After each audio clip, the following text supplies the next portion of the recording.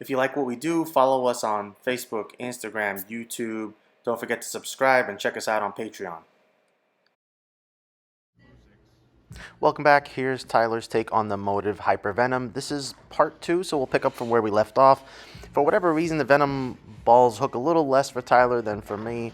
They're typically very rolly for him, so rev up a ton, but don't cover lots of boards. So he tends to be a little bit more square. Additionally, today the house pattern was playing a bit longer than when I tested, just to set the context. And this is the challenge of bowling and testing on a house shot in general, but we'll keep doing it since it's pretty much what everyone bowls on. The Hyper Venom gets down lane very easily, sometimes too easily.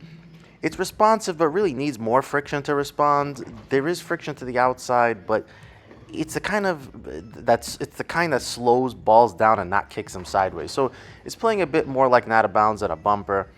When Tyler was too open, the Hyper Venom just looked a bit lazy. But once he squared up more, the motion becomes very clear. It's got that rounded, boomy type shape. It looks good when the lower RG chord gets going and has that smooth, continuous, predictable shape you get, from the lower diff.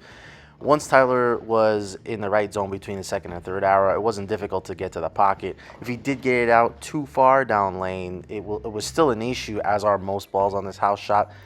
As he tested, he had to continue migrating right to get to the pocket, to the point that he was over the second arrow by the end, which is a reminder that low flaring balls will create the same kind of carry down as urethane balls.